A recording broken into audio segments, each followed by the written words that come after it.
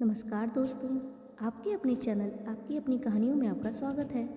दोस्तों, इस कहानी के पहले भाग में आपने पढ़ा कि हीरालाल जी अपने दोनों बेटों से मिलने के लिए गांव से शहर आए थे, जहां पर उनके बड़े बेटे ने इनका अपमान किया, यहां तक कि इन्हें पहचानने से भी इनकार कर दिया। अब आप आगे की कहानी सुनें। दोस्तों, अगर आप इसका पहला भाग सुनना चाहते हैं तो उसका लिंक मैंने डिस्क्रिप्शन में दे दिया है। आप चैनल को सब्सक्राइब करें और वीडियो को देखें। चलिए वीडियो शुरू करते हैं। विनोद ने राम के हाथ में 20,000 रुपये दिए और कहा, दफा कर इनको मेरे सामने से। यह कहते हुए उसने अपने दोस्तों को अंदर चलने को कहा और फिर दफ्तर का दरवाज़ा बंद करने लगा। हीरालाल जी ने उसका गिरेबान पकड़कर कहा, थू है तेरे इन कागज़ के टुकड़ों पर। तू बड़ा आदमी बन गया, बहुत अच्छी बात है, लेकिन एक बात कान खोल कर सुन ले। आज के बाद न मैं तेरा बाप और न तू मेरा बेटा। राम के हाथ से रुपयों की गड्डी छीनते हुए उन्होंने विनोद के चेहरे पर दे मारी। इसके बाद वहाँ से हीरालाल जी सीधे घर की ओर निकल गए। राम भी पीछे पीछे चला गया। घर पहुँचते ही पिता ने राम से कहा, मेरा थैला दे राम बेटा, अब मैं एक पल के लिए भी इस नरक में नहीं रह सकता। राम ने पिता के हाथ जोड़ते हुए कहा, पिताजी, मैंने आपको पहले ही वहाँ चलने के लिए मना किया था। भाई साहब का ऊंची सोसाइटी के लोगों के साथ रोज का उठना बैठना है। अक्सर वे जब ज़्यादा पी लेते हैं तो अपने दफ्तर में ही सो जाते हैं। उन्होंने आपसे जो भी कहा वह बहुत गलत था, पर शराब और पैसा चीज़ ही ऐसी है जो मान मर्यादा न देखकर केवल स्टेटस देखते हैं। मैंने तो आपको कुछ नहीं कहा, इसीलिए मेरे घर में आधी रात से लौटकर मत जाइए। सुबह होते ही आपको गांव की बस में बिठा दूंगा। रात बहुत हो चुकी है। हीरालाल जी को अपने आप पर बहुत क्रोध आ रहा था कि आखिर वह यहाँ आए ही क्यों। उनकी इच्छा गांव में शादी करने की नहीं थी तो न सही, कम से कम बाप बेटे का रिश्ता तो बना रहता। राम के बार बार समझाने पर भी उनके हट के कारण बात और अधिक बिगड़ गई। अब घर जाकर घरवाली को क्या जवाब दूंगा। सलोनी कितनी खुश थी मेरे घर से यहाँ आते समय। यह सोच सोचकर पिता राम के सामने फूट फूट कर रोने लगे। राम का मन भी इससे बहुत खिन्न हो गया। वह सोच रहा था कि पहली बार पिताजी घर से हमारे यहाँ आए और उनके साथ जो सुलूक हुआ वह बहुत बुरा हुआ, पर मैंने तो इन्हें रोकने का पूरा प्रयास किया, लेकिन मेरे इस घर में सुनता ही कौन है। फिर उसने पिताजी को समझाया, आप तो जानते हैं शराब पीकर आदमी अपना विवेक खो देता है। देखना, सुबह भाई साहब खुद आपसे माफ़ी मांगने घर पहुंच जाएंगे। हीरालाल जी बोले, आज से उसका और मेरा नाता खत्म हो गया है। तू कहता है तो मैं रात में यहाँ रुक जाता हूँ, पर सुबह 6 बजे वाली बस में मुझे बिठाकर आ जाना। राम ने सोचा, चलो अभी तो पिताजी मान गए, सुबह तक क्या पता गुस्सा कुछ कम हो जाए। इसके बाद थोड़ी देर सामान्य बातचीत के बाद दोनों एक ही कमरे में सो गए। हीरालाल जी रात भर करवटें ही बदलते रहे। उन्हें अपने गांव की वर्षों की पुरानी निवाड़ की खाट में जैसी नींद आती थी वैसी इस महंगे बिस्तर पर नहीं आई। सुबह 5 बजे किसी ने गेट खटखटाया तो राम की नींद खुली। उसने जाकर गेट खोला तो देखा विनोद गेट पर खड़ा है। दोनों भाई अंदर आ गए। विनोद सीधे दूसरे कमरे में चला गया, जबकि राम किचन में जाकर तीनों के लिए चाय बनाने लगा। हीरालाल जी की नींद तो पहले ही खुली हुई थी। वह उठकर टॉयलेट गए और उसके पश्चात स्नान करने लगे। राम ने जाकर विनोद को चाय दी। विनोद ने राम से कहा, राम भाई, कल मैंने शराब के नशे में पिताजी को न जाने क्या क्या कह दिया। मुझे क्षमा करना भाई, मुझे ऐसा नहीं करना चाहिए था। अब मेरी समझ में नहीं आ रहा कि पिताजी से किस मुंह से बात करूं। राम ने भी विनोद की ही गलती बताते हुए कहा, आपको ऐसा हरगिज नहीं करना चाहिए था। जब आपको गार्ड ने और मैंने पिताजी के आने की सूचना दे दी थी तो क्या ज़रूरत थी कल इतनी शराब पीने की। पिताजी पहली बार यहाँ आए और आपने उनका इतना अपमान किया कि वे तो रात में ही यहाँ से घर वापस जाने वाले थे। बेचारे कितने दुखी थे। मैंने किसी तरह उनको रात में मनाया। राम की बात सुनकर विनोद बोला, क्या मैंने उन्हें ज़्यादा ही भला बुरा कह दिया था? मुझे तो होश ही नहीं था, इसीलिए सारी बात याद भी नहीं है। राम बोला, आपके साथ साथ आपके साथियों ने भी पिताजी के साथ बुरा सलूक किया। मैं तो आपकी आदतों से वाकिफ़ हूँ, लेकिन पिताजी को तो यह सब नहीं मालूम। विनोद ने पूछा, क्या पिताजी अभी सोए हैं? राम बोला, अब तक कहाँ सोए होंगे, कह रहे थे सुबह 6 बजे की बस से वापस चला जाऊँगा। इतनी देर में हीरालाल जी ने स्नान और पूजा पाठ कर ली। राम चाय लेकर उनके पास पहुँचा। अभी दोनों चाय पी ही रहे थे कि विनोद भी सिर झुकाए दबे पांव उनके कमरे में पहुंच गया। पिताजी के पैर छूकर जैसे ही उसने प्रणाम करना चाहा, बूढ़े ने उसे डांटते हुए पूछा, आप कौन हैं? मैंने आपको पहचाना नहीं। विनोद का चेहरा शर्म से लाल हो गया। उसने पिताजी के पैर पकड़ लिए। वह बोला, पिताजी, कल मुझसे ज़िंदगी की सबसे बड़ी भूल हो गई।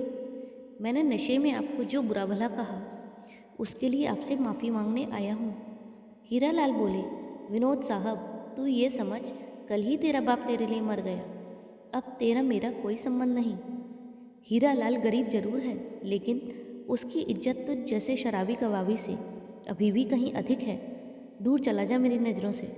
मैंने दिल पर पत्थर रखकर कल रात से यह मान लिया है कि मेरे 2 ही बेटे हैं। ऐसे नालायक बेटे का होना न होना एक समान है। विनोद अब पूरे होश में था, इसीलिए उसे पिता की कही गई कठोर बातों में भी अपनापन नजर आ रहा था। वह पिता के पैरों में गिरते हुए बोला, पिताजी, एक आखिरी मौका और दे दीजिए मुझ नालायक को सुधरने का। फिर कभी ऐसी गलती करूं तो आपकी जूती मेरा सर होगा। राम इस बात का गवाह है। हीरालाल बोले, बेटा, बहुत घमंड है ना तुझे अपने पैसों का। अब देख, आज से तू जहाँ जहाँ जाएगा, यह बूढ़ा अनपढ़ गवार मजदूर तेरे साथ साथ आकर हर किसी को बताएगा कि मैं ही इस नालायक का पिता हूँ। देखता हूँ तेरी किन किन लोगों से संगत है और कौन कौन मुझे तेरा बाप मानने से इनकार करता है। विनोद ने विरोध में एक शब्द भी नहीं कहा। आज उसे देखकर ऐसा लग रहा था जैसे उसके जैसा आज्ञाकारी बेटा इस कलयुग में कोई पैदा ही नहीं हुआ। बूढ़े ने चाय पी, फिर राम से पूछा, सच बता राम, ये घर किसका है? राम बोला, घर तो मैंने ही किराए पर लिया है। भाई साहब तो अधिकतर अपने काम से बाहर ही रहते हैं। कभी रात बेरात देर सवेर इधर मेरे हाल समाचार पूछने आ जाते हैं। हीरालाल जी ने कहा, फिर तो ठीक है, अब मैं आज नहीं कल वापस जाऊंगा। इस बेशरम को तो घर की इज्जत का ध्यान नहीं है, पर इस तरह मैं आज ही घर लौट गया तो आस पड़ोस में क्या जवाब दूंगा। राम पिताजी के इस निर्णय से बहुत खुश हुआ। उसे पता था कि जैसे जैसे समय बीतेगा पिताजी की नाराज़गी भी कम होती जाएगी। विनोद फिर चुपचाप दूसरे कमरे में चला गया। उसे अपने व्यवहार पर शर्मिंदगी महसूस हो रही थी। राम ने सभी के लिए नाश्ता तैयार किया, फिर नहा धोकर वह सामने मंदिर में माथा टेकने चला गया। अब तक विनोद भी नहा धोकर तैयार हो गया। राम ने मंदिर से आने के बाद सभी के लिए नाश्ता परोसा, लेकिन विनोद के पिताजी के सामने आने की हिम्मत नहीं हो रही थी। राम ने जानबूझकर विनोद को आवाज़ लगाई, भाई साहब, नाश्ता तैयार है, पिताजी नाश्ते के लिए आपका इंतजार कर रहे हैं। विनोद सर नीचे करके सामने लगे सोफे पर बैठकर नाश्ता करने लगा। हीरालाल जी ने विनोद से कुछ नहीं कहा और तीनों ने एक साथ बैठकर भोजन किया। राम ने आज ऑफिस से छुट्टी ली थी, जबकि विनोद नाश्ता करके अपने दफ्तर चला गया। थोड़ी देर बाद राम पिताजी को बाजार घुमाने ले गया। वहाँ से उसने अपनी माँ, छोटी बहन और बड़े भाई के लिए कपड़े खरीदे। उसने गांव के लिए कुछ ज़रूरी सामान भी खरीद लिया। इसके बाद दोनों वापस घर आ गए। विनोद आज दफ्तर से जल्दी घर पर आ गया। अब तक विनोद ने दोपहर के भोजन की व्यवस्था कर ली थी। हीरालाल जी एक शराबी में इतने जल्दी बदलाव को देखकर दंग रह गए। जैसे ही वह बैठक की ओर गए तो उन्होंने देखा कि वहाँ वही 2 युवक बैठे थे जो कल रात उन्हें लेबर समझकर उनकी तौहीन कर रहे थे। दोनों ने बूढ़े के पांव छुए तो हीरालाल जी ने पूछा, आप कौन हैं? मैंने आपको पहचाना नहीं। उन दोनों ने सर झुकाकर हीरालाल जी से एक स्वर में कहा, अंकल जी, हम विनोद जी के दोस्त हैं। कल रात हमसे जो भी गलती हुई उसके लिए आपसे क्षमा मांगने आए हैं। आप हमारे दोस्त के पिता हैं तो हमारे भी पिता तुल्य हैं। प्लीज़ हमें माफ़ कर दो। बूढ़े ने उन दोनों को डांटते हुए कहा, यह बात तो तुम्हें कल ही सोचनी चाहिए थी। मान लो कि मैं विनोद का पिता नहीं हूँ तो क्या किसी बड़े बुजुर्ग मजदूर का ऐसे ही अपमान करते हो तुम लोग? यही शिक्षा और संस्कार मिले हैं तुम लोगों को। दोनों युवकों को बूढ़े की बात सुनकर अपने पढ़े लिखे होने पर लानत सी महसूस हुई। वे बोले, अंकल जी, दरअसल यह हमारी शिक्षा प्रणाली का ही दोष है, जहाँ नैतिक मूल्यों की जगह पैसे का ही सम्मान करना सिखाया जाता है। दरअसल कल विनोद को पूरे 10 करोड़ का एक ठेका मिला था, तो सोचा थोड़ा सा जश्न मना लें। शराब के नशे में हमसे जो भी भूल चूक हुई हमें माफ़ कर दीजिए। भविष्य में यह हमारे लिए एक सबक होगा। हीरालाल जी ने उन्हें चेतावनी भरे लहजे में कहा, ठीक है, आइंदा ऐसा न हो। अपने से बड़ों की कद्र करोगे तो 10 करोड़ क्या 10 अरब के ठेके मिलेंगे, लेकिन पैसे के घमंड में अपनों का अपमान करोगे तो हमने ऐसे में बड़ों को भीख मांगते हुए देखा है। बूढ़े से माफ़ी मांगकर जैसे ही दोनों जाने की अनुमति मांगने लगे, हीरालाल जी बोले, खाना खाकर जाना बेटा, और हाँ, मेरी बात का बुरा मत मानना। तुम दोनों अच्छे घर से लगते हो। ये नशे की लत छोड़ दो, इसमें कुछ नहीं रखा है। ठीक है अंकल जी, ऐसा कहकर दोनों ने पैर छूकर बूढ़े को प्रणाम किया और वहाँ से विदा हो गए। इसके बाद विनोद ने दोपहर का भोजन परोस दिया। हीरालाल जी के दिल में उसके प्रति क्रोध धीरे धीरे कम होता जा रहा था। भोजन करते समय पिता ने राम से पूछा, ये खाना किसने तैयार किया है राम? राम बोला, क्यों, ठीक नहीं बना क्या? विनोद सिर नीचे किए हुए अब भी मौन था। उसे पता था कि उसकी दूसरी गलती से भी पर्दा उठने वाला है। भोजन का पहला कौर मुंह में डालते ही हीरालाल जी बोले, भोजन बहुत अच्छा बना है। ऐसा भोजन कोई मर्द नहीं बना सकता। यह तो किसी सुसंस्कारी गृहिणी के हाथ से बना भोजन लगता है। विनोद की समझ में नहीं आ रहा था कि पिताजी को कैसे पता चल गया कि यह भोजन किसी महिला ने बनाया है। कहीं राम ने पिताजी को कोई संकेत तो नहीं दे दिए?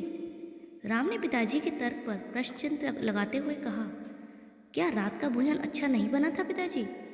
अच्छा बना था, लेकिन इतना अच्छा नहीं, हीरालाल जी ने जवाब दिया। जब हीरालाल जी ने भोजन कर लिया तो राम ने थोड़ी हिम्मत जुटाते हुए आखिर विनोद का अब तक का सबसे बड़ा राज पिताजी के आगे खोल ही दिया।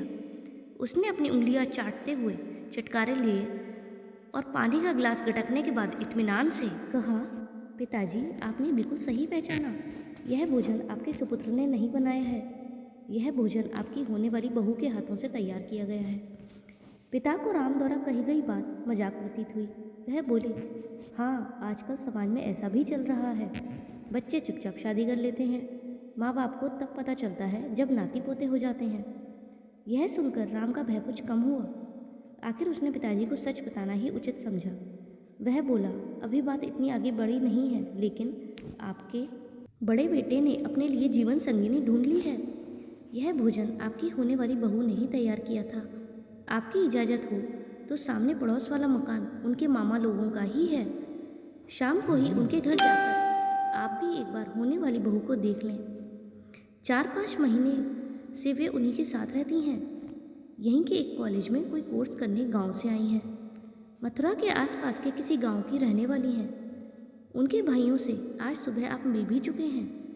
हीरालाल जी ने अपने गुस्से को काबू में रखते हुए कहा, जो अपने मन का मालिक है, जिसके लिए माँ बाप का होना न होना बराबर है, उसने रिश्ता भी तो ऐसे ही लोगों के घर में किया होगा। राम बोला, आप भी तो भाई साहब के लिए किसी रिश्ते की बात करने के लिए ही कह रहे थे। शादी तो करनी ही है। इस रिश्ते की भी जांच परख कर लो। क्या पता आपको भी उनका घर परिवार पसंद आ जाए, तो इसमें हर्ज ही क्या है। हीरालाल जी ने राम की बात सुनी तो उन्हें भी उसकी बात ठीक लगी। उन्होंने मन ही मन सोचा, आजकल के बच्चों का कोई भरोसा भी तो नहीं। हमारे न कहने से भी यदि इन्होंने शादी कर ही ली तो इसमें बेइज्जती तो हमारी ही है। जैसी हवा चल रही है उसमें अब पुराने रीति रिवाजों का टिकना बहुत कठिन है। फिर भी पिता ने राम से कहा, तो पहले जन्म कुंडली मिलाई जाएगी, फिर बात आगे बढ़ाई जाएगी।